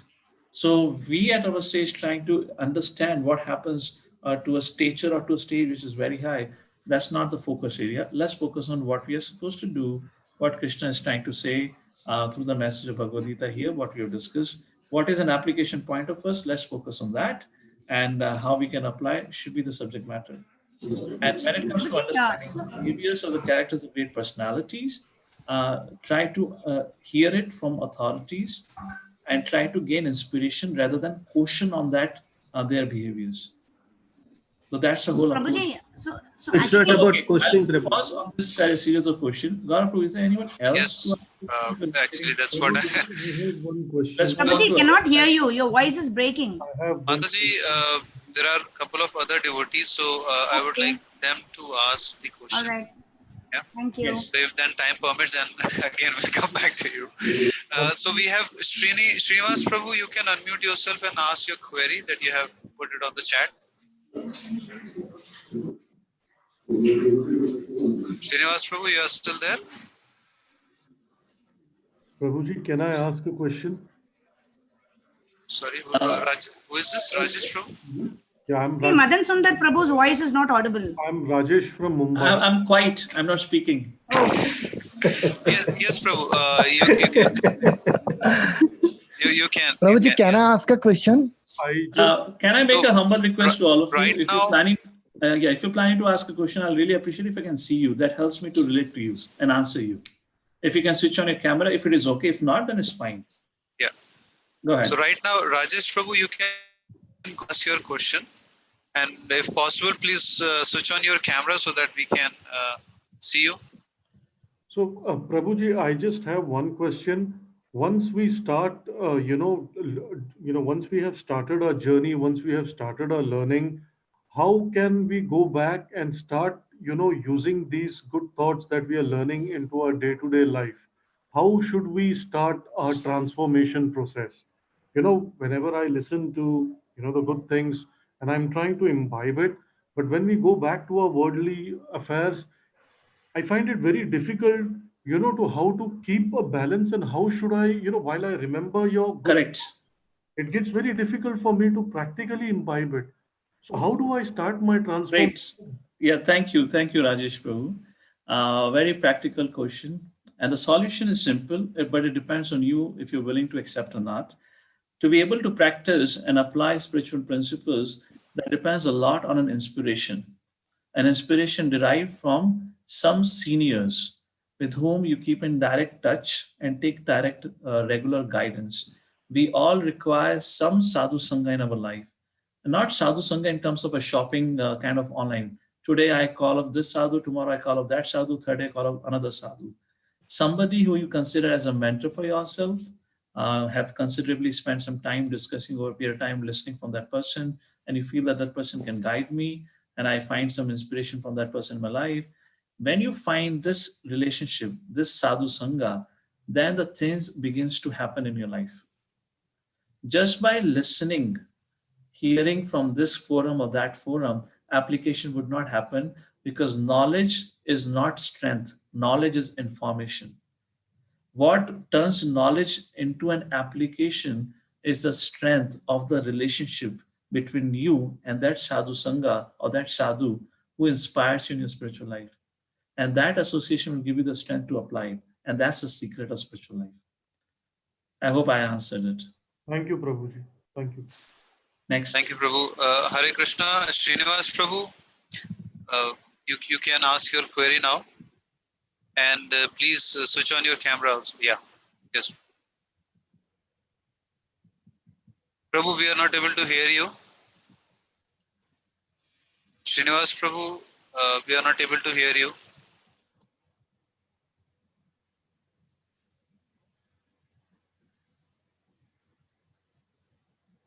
Okay. Gaurav, if Prabhu, you have his question, you can read out his question in that case. Yeah, I'm just. Srinivas, you are able to hear us? Raise your thumb up. If you're able to hear us, give us your thumbs up. So I can reply to you. Okay, yes, good. Okay. So yeah, you find a question. If any one of you have a question, you can come up and speak. Yes, I found that. So his question is, by nature, okay, we born in Indian soil, so by nature we are Hindu and lucky to be the part of Indian soil. So by default we have this spiritual interest or path, but I am finding challenges in doing the practice. So not sure why it is not getting in my mind to practice it. What is needed to be done in that case? It's the same question which was asked by Rajesh, just a different format. As I said, the process is Adau Shraddha Sadhu Sangha Bhajana Kriya Anartha Nivritti Syat, which means the process, the beginning of spiritual life begins with Shraddha, which has brought you already to forum like this, or maybe to other forums in case if you're connected. This process of connecting with the sadhu, with this process of hearing, should take you to the next stage of sadhu sangha. where you develop one-on-one relationship with the sadhu, where you ask personal inquiry. That's how Shraddha to Sadhu Sangha. So, as I said before to Rajesh Prabhu, so same to you. Our practice of spiritual life depends a lot on the strength of our relationship with sadhus. Now, sadhu, I'm not indicating a sadhu refers to this orange dress. The sadhu could be a god of Prabhu, sadhu could be Vishwakarma Prabhu, anyone, which means who are practicing spiritual life and a culture.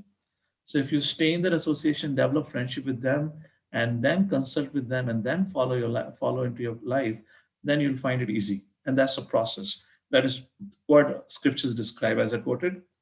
Ado Shraddha Sadhu Sangha Bhajana Kriya Anartha Nivrasitya, and like that the stages goes on. Next question, Gaurav Prabhu. We have Naveen Prabhu who have asked, how do we know what is our Swadharma? That is what requires a Varnashram training. So what is Varnashram? I'll briefly speak about it in the 3rd chapter. But we don't have that, unfortunately, that whole thing is broken today because of the lack of Gurukul training. So it's a difficult subject. However, in the spiritual forums like what we have, it takes at least considerable time of spiritual practice to discover one's core strength. Because through the education that we get today in today's world, in terms of the school and college, because it's all common education given to everyone. So we become very perplexed what I like or dislike. And plus, we are also taught that the purpose of education is to get a job, and the purpose of the job is to earn money. So we are very confused because a lot of thoughts are put into our head. So it takes several years of spiritual practice to refine our thoughts and then get to know what is my core strength. So it takes time that way, okay? It's not easy. Gaurav, what's next? Yeah. Anyone else want to speak? Ask directly. Prabhuji, I have a question. What's your name, please? My name is Paras Kumar Prabhuji. First Yes, of all, please. I would like to thank you for such a nice and wonderful session. It was very enlightening and very enriching. Thank you. Prabhuji, I have a very generic question about Bhagavad Gita. So my question is, when Lord Shri Krishna was speaking Bhagavad Gita, was it heard only by Arjuna and Sanjay, or was it heard by everybody on the battlefield, including Duryodhan, Bhishma Pitama, Drona, and all the soldiers? Well, as far as I know of this subject, because this is nothing, it's not very clearly mentioned. At least Bhagavad Gita doesn't say like this at all, and neither it's very explicitly described in Mahabharata. The message of Bhagavad Gita was spoken by Krishna to Arjuna. It was only heard by these two. Spoken between them. But because Sanjay was given the spiritual vision by Vyasadeva, so he also heard it and he described to Dhritarashtra like that. However, the Virat Roop form of the Lord, which is shown in the 11th chapter, that was seen by many. But not everyone again. Not everyone. Not everyone. Maybe by Bhishma Pitama, by Drona. That again, just like Arjuna could not see the spiritual vision, but Krishna empowered Arjuna, gave him the vision. Like that, Krishna, to who all he wanted to empower and to be shown that form, that happened. But it is clearly mentioned that Devtas in the heaven saw the spiritual form. And when the Virat Room had come, they were offering flowers to the Virat Room, or the Virat Room form of the Lord. But the then message Prabhuji, of Gita was restricted to Arjuna. But Prabhuji, in Bhagavad Gita, Lord Krishna says that this knowledge got lost. This Sanatana knowledge was lost, and now he is starting a new line of parampara with Arjuna. So did Arjuna pass on that message as part of Guru Shishya parampara to anyone else after the war? Well, because Arjuna was a Kshatriya, and there's generally the culture of sharing of knowledge would go from a Brahmana to Brahmana. Brahmana can give Kshatriya, Kshatriya would apply it. But this whole lineage of parampara is more amongst Brahmanas, because they take the role of teachers. So that didn't happen in case of Arjuna. Arjuna might have taught to somebody because he was Kshatriya, and as a Kshatriya, he renounced the world. He left. So there is no description of he going. But then who continued that Guru Shishya parampara after Arjuna? So Lord Shri Krishna gave the knowledge to Arjuna. Yeah, and so then that how that knowledge was passed on? Vyasadeva had got that knowledge, no? Because Vyasadeva had compiled whole Mahabharata. And Vyasadeva spoke to Sukdev Goswami, Sukdev Goswami spoke to Parikshit Maharaj, and that whole chain is there. Okay? Okay, got it, Prabhuji. Thank you, Prabhuji. Thank you. Hare Krishna, Prabhuji. Hare Krishna. Who is speaking? Sir, yeah, Prabhuji. Harsh. Okay, Harsh. Yes, go ahead. I am studying in 8th standard and I recently read Bhagavad Gita in lockdown. Wow, wonderful. Happy to hear that. Yeah. So I have a doubt regarding that. Okay. If Lord Krishna is the Supreme Personality of Godhead, then who is the Supreme Godhead? You just said Lord Shri Krishna. You answered it.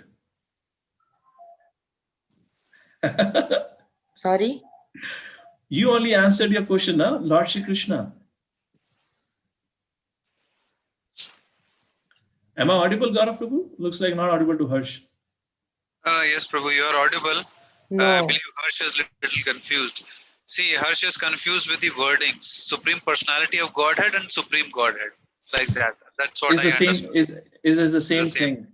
That's in English. English could be confusing, but in Sanskrit it's called Bhagavan. Yeah, because there was no right word in English for Bhagwan.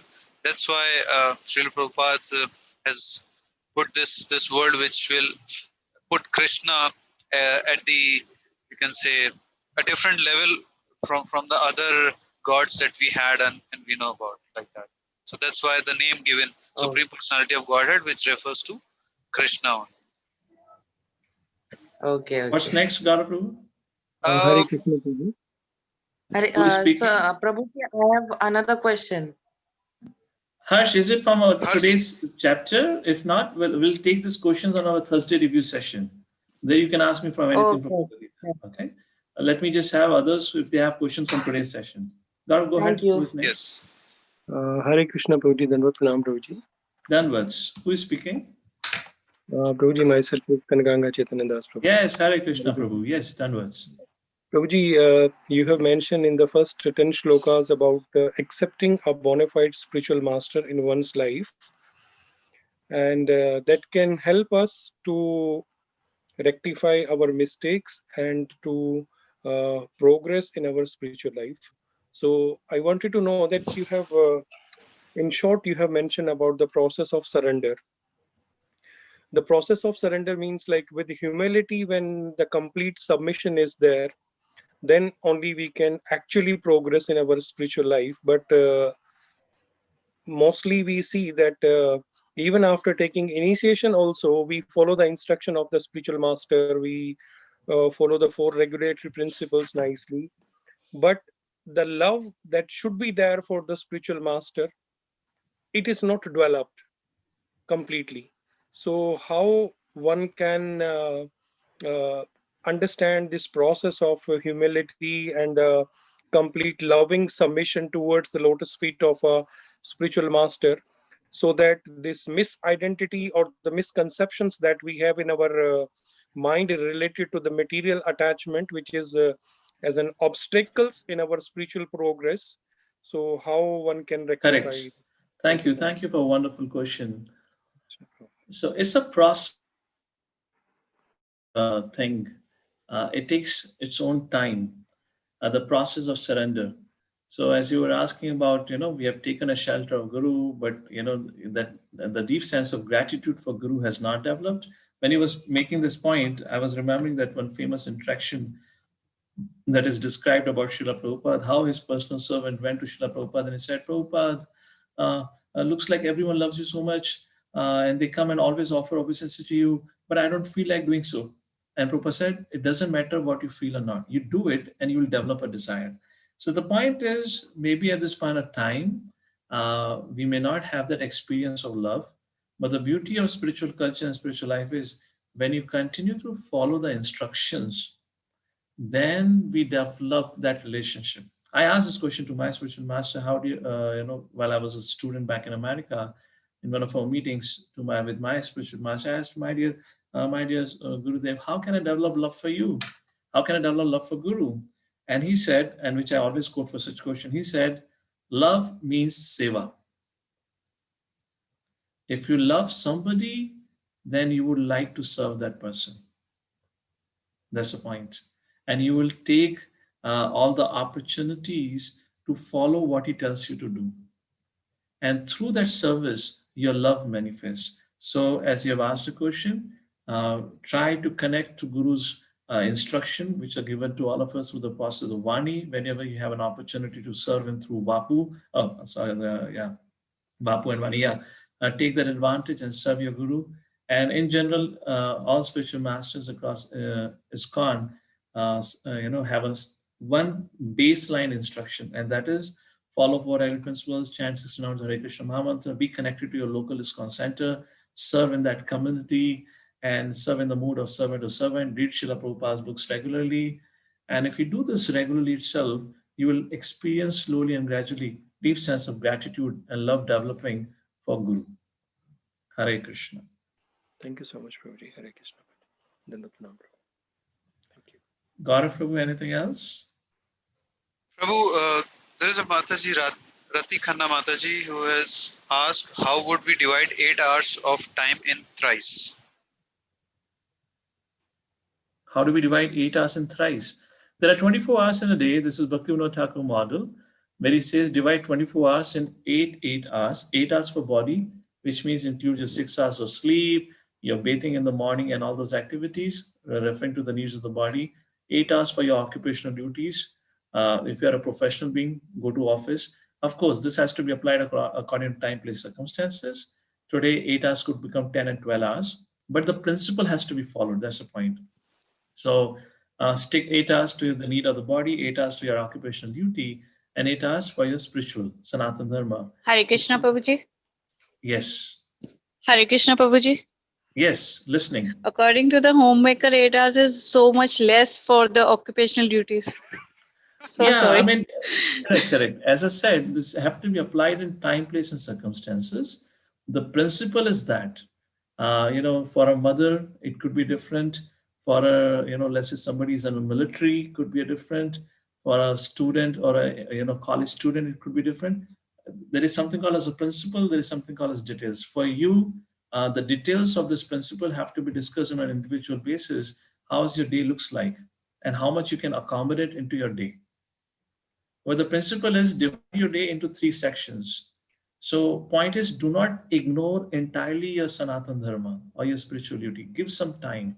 If you are a beginner, you don't have to follow this. If you're a beginner, start taking out half an hour in your dates, in your day to give it to your spiritual life. I generally tell this to beginners where 10 minutes of that 30 minutes you give to chanting of Hare Krishna Mahamantra, 10 minutes you give for reading spiritual books, and 10 minutes you give for planning your day. Just do this 30 minutes to begin your spiritual life. Slowly we make progress. And I don't know where you are. Absolutely right, Prabhuji. Can I ask in Hindi if you are comfortable? Please. Yes, Latiji. Actually, Prabhuji, it's not a question like that exactly कि मुझे कैसे divide करना है, but the understanding is that कि मैं जो ऐसे कर रही हूँ, family को understand कराना and give the best time with them also, and things which I'm changing myself according to the Bhagavad Gita, and whatever the things you are saying in God Krishna. So that is really appreciated from my side, but the others in the family members like my son, my husband, not ready to understand the things. So that becomes misconception is also getting arises between us, or tackling the things. And कह सकते हैं ना कि मेरी सोच और तुम्हारी सोच में differences आने शुरू हो जाते हैं. Correct. So these That's are the a major question for me. Yeah, correct. So ये इस प्रकार के जो challenges हैं वो हर व्यक्ति को अपने जीवन में झेलने होते हैं.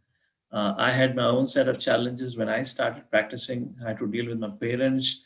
They were not happy in the beginning. You being a homemaker, आपको अपने particular role में challenges रहे होंगे. So इसलिए as I said, sadhu sangha, we have something what we call as mentors. So for a youth we have a brahmachari as a mentor. For congregation we have congregation mentors जो आपके जीवन को समझकर आपको guide कर सकते हैं. आप कहाँ से हैं? Delhi. Okay. Punjabi Bagh ISKCON. Oh, so you're connected with Punjabi Bagh Temple? Yeah, right. Okay, great. So, maybe you can send a message to Gaurav Prabhu or to myself. Agar I can see if I can connect you there with the local mentor. I'm also connected with them also. Yeah, so this discussion has to come up with a mentor to help you with that. Because as I said, have one mentor with me. So that's the whole thing. क्योंकि ये जो challenges is very individualized. So इसमें उसकी details क्या है समझकर we have to handle it. Philosophically, I can tell you something, but it may not suit your situation. That's the point I'm trying to make here. Okay. Okay. I do practice. I know. Yeah. So I mean, this is a thing. So I don't know what Hare else Krishna. can I say on that. Thank you, Hare Krishna. Hare Krishna. Hare Krishna, Prabhu. Prabhu, there is a question from the YouTube that I'm an entrepreneur and how to wake up early and do my Gita reading and mantra meditation. Sleep by 9 o'clock, you'll automatically wake up early. Yeah, it seems to be the personal. Okay. All right, Doctor. Right. I think anyone else? I can see Paras Kumar Prabhu has hand raised. So I think that would be the last question. If no, Prabhu, I you have to come back to me, Prabhuji. I already asked the question. Sorry. Okay, thank you, I lowered Prabhu. my hand. Sorry. Okay, nice. So thank you everyone for joining the class. Hare Krishna. Yes, Mataji. I thought you said you'd come back to me at the end of it, right? Oh, okay. Okay, Mataji seems to be quite late, but yeah. So if it's a quick one, yes. Let's take this one last question. My mother has been waiting for a while. Let's close with that. Please go ahead, mother. Okay, so it's the same question what I asked in the beginning. So my point is, do we have to aspire? So we need to have an objective and we work towards that objective using sadhana as the means, sadhana and sadhya. So my question is, do we aspire to react or not react in a particular way as we progress in our devotional life, or do we continue the way we are and we just don't allow our emotions to affect our duty? So what is the goal? So goal ultimately is to please Krishna.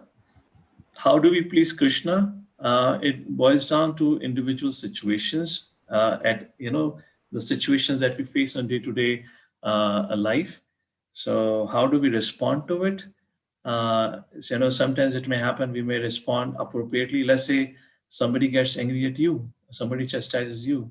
So at that point of time, you should ask, how do I respond? And the response that I'm about to give, would it please Guru and Gauranga?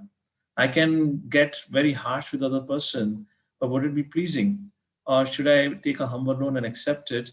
And let's calm down the situation. Maybe we can talk later on. So with this, slowly, little steps, we can make a progress forward. But ultimately, goal is to please Guru and Gauranga, try to serve them, and our responses would become refined as we move forward. And you'll see that the way you behave today, you probably would be experiencing is quite different than what you used to behave 10 years ago. And if we consciously continue to practice, 10 years from now, our responses will be far much more refined. So it's just a natural process. Of course, for certain things, you can be a little conscious if there are weak points. But for everything else, I guess, focus more on remembering Krishna than to be acting in this way and that way. Because ultimately what matters is if you're able to remember Krishna or not. So that should be the main focus. All right. So with that, thank you all for joining us. It's quite late. Thank you, Prabhuji. Thank you. Thanks a lot. Thank you. Thank you. Happy to be with all of you. And Gaurav, you can let me know ahead of time if do we have Thursday review session, or else I'll continue with our wisdom program. Okay. So yes, I'll take leave here. All right. Okay. Hare Krishna. Thank you, everyone.